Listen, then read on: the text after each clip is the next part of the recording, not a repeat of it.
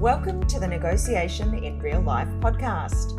I'm your host, Nicole Davidson, and in this podcast, we'll explore the art and science of negotiation in real-world situations. Whether you're negotiating a business deal, asking for a raise, or trying to resolve a conflict with a colleague or loved one, negotiation is an essential skill that can help you achieve your goals and build better relationships.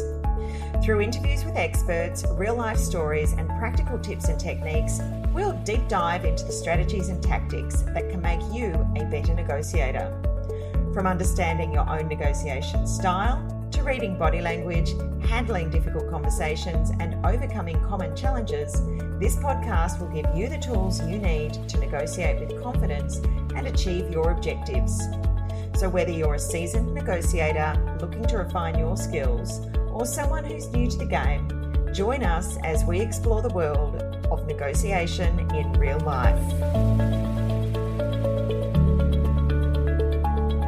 Hello, listeners, and welcome back to another episode of Negotiation in Real Life. Today, I am delighted to be joined by Louisa Sijabat, who is a registered liquidator and a registered trustee in bankruptcy, and she's got over 16 years of insolvency experience, a further 5 years of commercial experience, and 4 more years of professional services experience. So there's a lot of experience that we're going to be tapping into in our chat today. Louisa has assisted hundreds of company directors and individuals through restructures, liquidations and bankruptcies. And I am guessing that there is a lot of pretty tough negotiations that have gone on through all of that. And I can't wait to unpack some of those. Louisa, welcome to the podcast. Thank you for having me, Nicole. It's an absolute pleasure. Now, I know you've gone out recently on your own and started up a new insolvency firm. Do you want to tell us a little bit about the firm? And I guess I'm actually really interested to start with about why you've gone out on your own to do that. Sure. So our firm is called Merchant Advisory.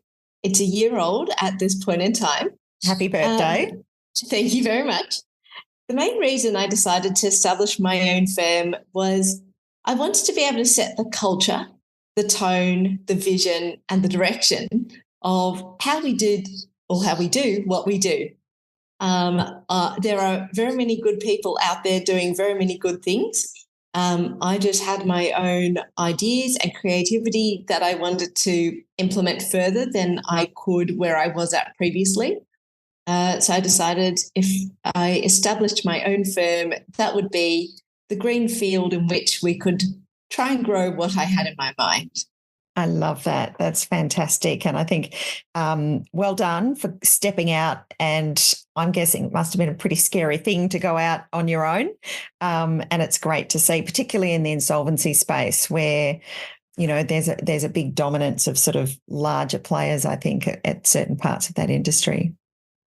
Thank you. To be honest, it actually wasn't that scary. It actually felt like a rather natural transition and next step.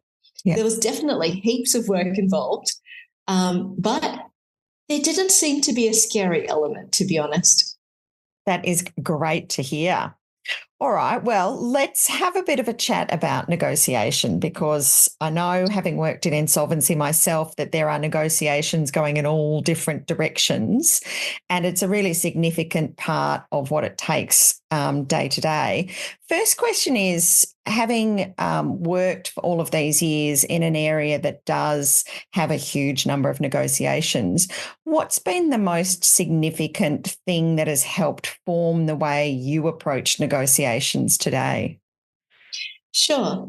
It's probably an ongoing philosophy that I've developed around how I decide to approach negotiations. So to me, negotiations are just a subset of having a conversation with someone or some people. Now, some of the negotiations are quite straightforward. Things like people saying, can we do this payment plan? It's either yes, no, or not quite in that format, but perhaps we can adjust it. And it could be as simple as straightforward as that, where they're like, yep, that works for me too. Yep, we'll go ahead. To things that can get highly antagonistic, litigated, drawn out, complex, emotional, all those sorts of things. So There's definitely a huge spectrum. Yeah, and I love that idea about a negotiation is just a conversation is so true. And if we see negotiation as this big scary thing, it becomes a big scary thing, but it doesn't need to be. Absolutely. Yeah, I guess looking at that more complex end, and I find negotiations in the insolvency context quite interesting because, one of the things that I talk about with people when I'm teaching negotiation is you want to look for value. You want to create value for the parties that are involved. And yet I guess when there's some of these insolvency negotiations, if you're negotiating around a preference claim or a director's, breach of duty claim against a director, there's not a lot of value to be gotten from that. It is a bit of a win-lose zero-sum game. Every dollar that you get from the other party is a dollar less that they have, and every dollar they don't give you is a dollar less that you have. So is there anything particular that you do in those types of negotiations to create something that means that it's not just a pure win-lose?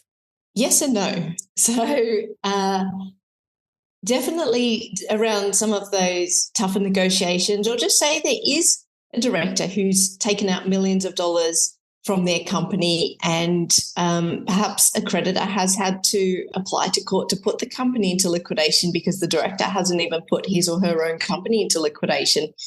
And there's some element of breach of the law, like the Corporations Act or directors' duties. There's absolutely things they have to do to go and seek to recover those funds. Now, value, you mentioned, of course, one version of value, which is dollars. There's value in sometimes non-financial components. And part of my role sometimes is to work out what might be driving this person. And asking good questions forms a big part of that, to work out why they are holding the position they're holding. Do they believe there's any valid reason for example, for having taken the funds? Was some of it in the form of wages? And wages at a market value are totally reasonable reason for directors to be taking funds out of their company. I think looking for value and looking for drivers is a key part of those types of negotiations, because sometimes where I sit, people on the proverbial other side of the table will say, this couldn't get worse for me. But the reality is sometimes it can. Yeah. And sometimes value is not so much $1 handed over this direction or that direction, but a comparison against what the alternate position might be. Yeah. If they don't repay the funds and make things right, what are the consequences for them? And some of those consequences can be quite harsh and quite severe. So sometimes value becomes, it's better to do the right thing and settle this claim rather than experiencing the consequences, which can be much more severe. Yeah, I love that. And that moves into another part of what I do when I teach, which is, in every negotiation, you've got what's the interests of the party, but you've also got to look at what happens if this negotiation isn't resolved, which Exactly. we talk about the alternatives and in classic negotiation speak, the BATNA. And what you're talking about there in negotiation speak is the BATNA. And I always say, because obviously working in the mediation space, when you get into these situations, sometimes it's not about getting a good outcome, it's about getting the least worst outcome. Yes, sometimes that is the case. Yeah, and knowing what it looks like if they don't succeed is important. And I guess, one of the things that I would assume is that in these situations, you're obviously an expert in insolvency law, but it's a very narrow field of law that most people, until they're in that situation, have no idea about. So you must be having to educate the other party to a certain degree through this process, particularly if they're unrepresented. How do you manage the unrepresented parties, or do you come across them that are unrepresented very often?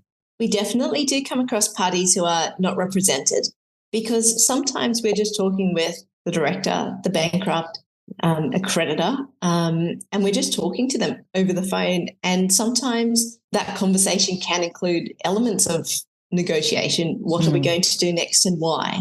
And why this course of action might be better than another.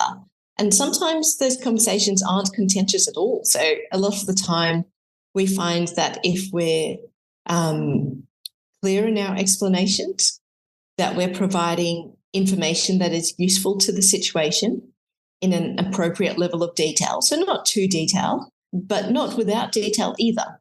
The kind of information that we would expect to receive if we didn't know about insolvency specifically, but might have some general commercial understanding generally.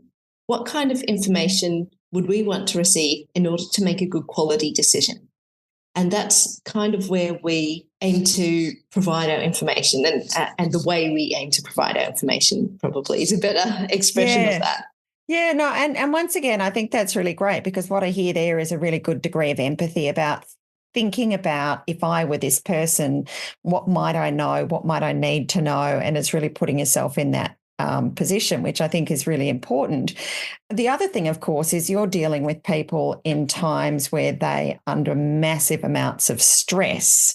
You know, if you've got a claim against a director and they're potentially going to lose their house because this claim is there, and if you sue them, they'll definitely lose their house at some point. Are there techniques that you've developed to sort of manage people in stress? Probably all of the techniques, I suppose, because everybody we're talking with is under some sort of pressure, typically, to varying degrees. The creditors are under pressure because they genuinely lost money. They've outlaid perhaps their goods and services or expertise and not been paid. So they're under pressure because they're conducting businesses as well, or they're out of pocket because they're owed money by the company or by the individual. Everybody typically we're speaking with is under some kind of pressure. So I think part of that is, I suppose, just the basics and almost the simple things that we do, which is to conduct ourselves professionally. We know that we're responsible for our own conduct, but we're not responsible for the words or the behaviour of the person that we're speaking with. So if they get very caught up emotionally, or they become rude or aggressive in their approach, our approach is to be professional. To know what our end aim is and do what is conducive towards achieving that ideal outcome.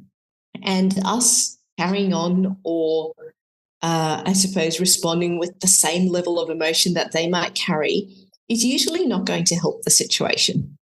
So if we can remain focused, be professional, be responsible for our own conduct, then they're the kind of things that we found help as best as possible if the other party is demonstrating a lot of stress outwardly.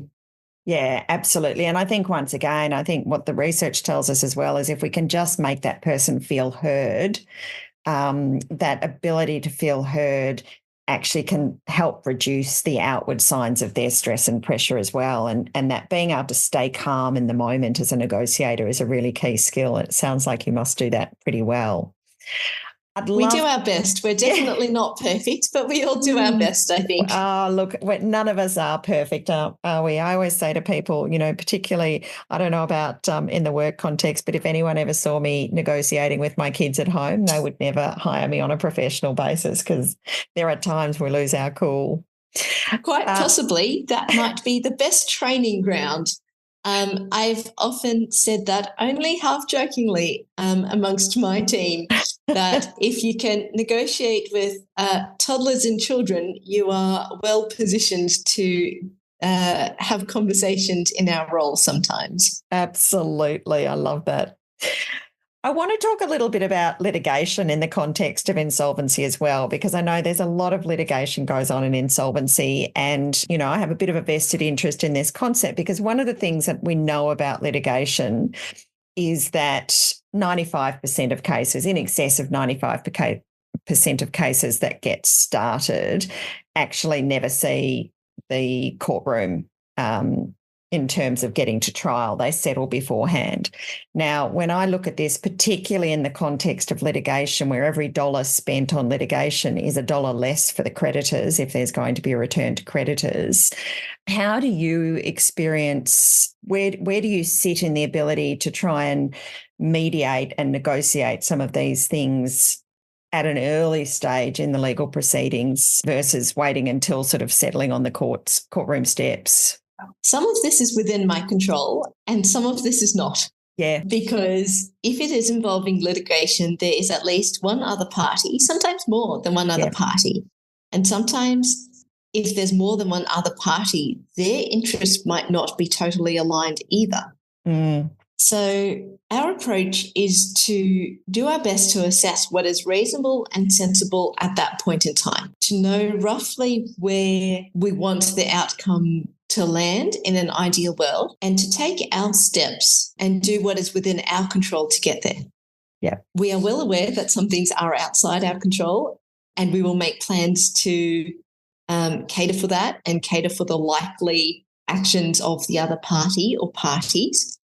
And our approach is to always be clear in our communications as to what we can and can't do, what we can and can't accept, because I have certain duties that I need to carry out, and I have responsibilities to these liquidated companies, to these bankrupt estates, to the creditors, to the stakeholders. And the law also gives great guidance as to what I can and can't do in that role.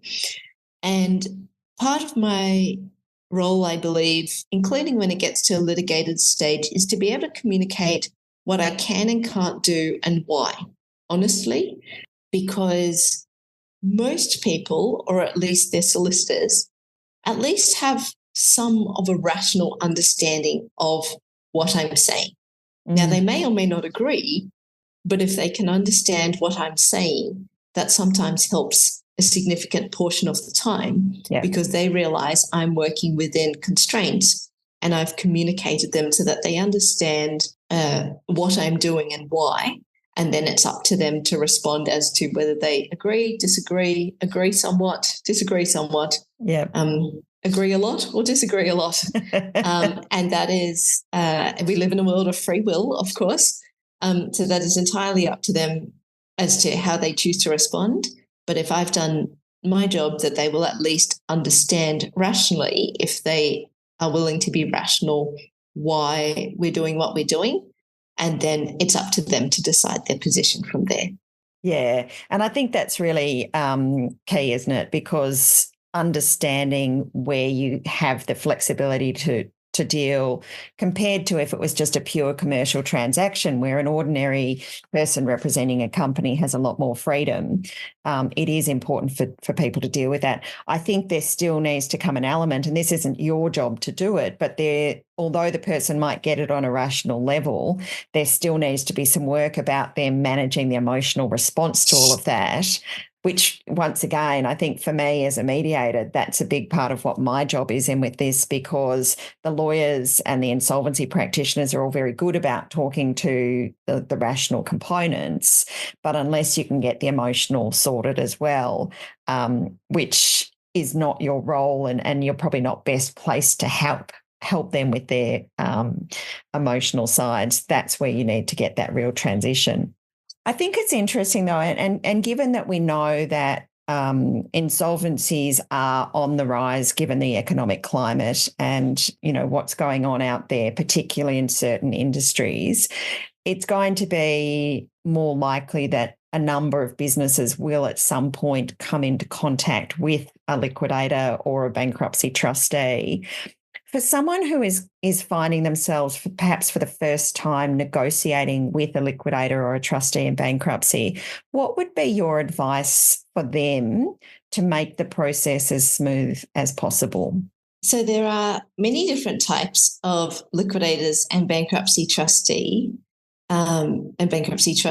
because while we all operate under the same laws and rules, every liquidator and bankruptcy trustee comes with their own approach and their own personality. Now, just the same way in your industry, Nicole, in everybody's industry, there are a very wide range of approaches to how someone may choose to do their job. That is the same with liquidators and bankruptcy trustees. One of the important things is to get equipped with the information you need in order to have that conversation well, because liquidators and bankruptcy trustees will typically be doing this very frequently. For someone who receives, for example, a demand letter from a liquidator or bankruptcy trustee, a typical response is that it can sound very daunting. And that may be because the letter is written in a style that uses strong language. But to the liquidator or bankruptcy trustee, that might just be considered standard language, where they might be making some preliminary inquiries to see if there is a claim. But perhaps the way the letter is worded is that it already kind of sounds like a claim. And what exactly is the liquidator or bankruptcy trustee saying and wanting? So when you strip away the big words, the formal letters, what exactly are they trying to communicate?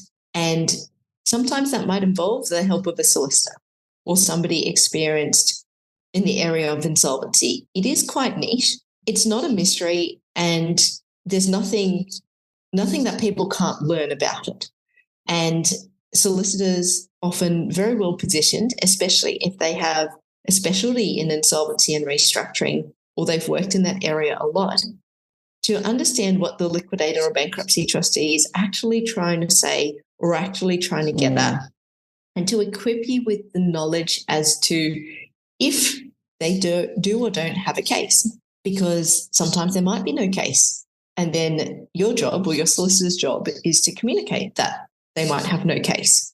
So getting to the main focus and being equipped with that level of expert knowledge would be some of the key recommendations from me. Yeah, and I think the choice of solicitor in these matters is important, because I know I've seen some situations where by the time it's got down to a certain part, there's been a solicitor on one side who perhaps hasn't had that much experience in insolvency, and it's actually been quite a clear case in the liquidator's favour, but there's been a lot of money wasted because the advice on the other side wasn't good. And, once again, my assumption is the more that the liquidator spends on legal fees to get the outcome that is, particularly in a case where it's clear, the less they can negotiate around how much they're going to ask for on that claim. If you can go in and do it without as much being spent, then I would imagine you've got a bit more flexibility to negotiate the amount that you'll actually accept. Sometimes, but not always. Yeah.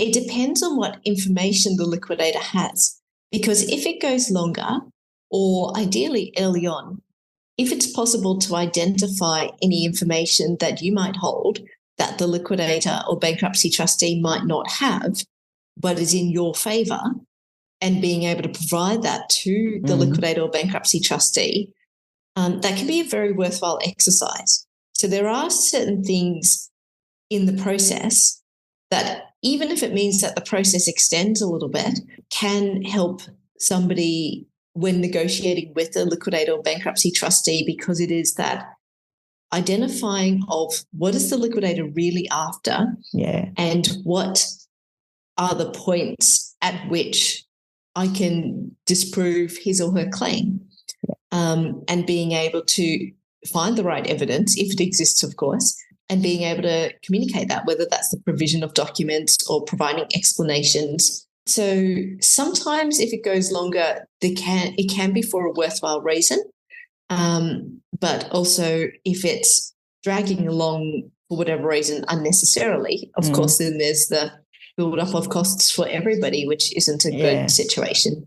Absolutely. And I think it would be fair to say that the number one response not to do if you receive a letter from a liquidator or a trustee is to stick your head in the sand and pretend you never received it and hope that they'll go away. Well, to be fair, once you have your advice, sometimes that might be the best approach, but it would be recommended as a knowledgeable decision rather than just ignoring one out of the matter. Fear. Yeah, Exactly. And I think people do it out of fear. So, look, Louisa, I reckon I'm sure that we could keep going and talk about lots more of this, but it's been really interesting. I know you do some really good work. Certainly, I've seen it on LinkedIn where you put some great answers to common questions about insolvency. So we will have your LinkedIn profile on the show notes. If someone wants to reach out and has any questions about this and wants to speak to you, what's the best way for them to get in touch with you? LinkedIn sounds fantastic. The spelling of my surname is Sijabat. I'm Louisa. Have a look for me, follow me or connect, send me a message and I can get back to you. Fantastic. Thank you so much for coming on the podcast today, Louisa. It's been really interesting. Thank you for having me. I hope that's been useful. That's all for this episode of the Negotiation in Real Life podcast. I hope you enjoyed our discussion and learned something new that you can apply in your own negotiations. Remember, negotiation is a skill that can be developed and refined over time, so keep practicing and pushing yourself out of your comfort zone. If you have any questions, comments, or suggestions for future episodes, please don't hesitate to reach out. You can find us on social media or email us directly. And if you liked this episode, please leave us a review on your favourite podcast platform. It helps us to reach more people and continue to produce high-quality content. Until next time, keep negotiating in real life.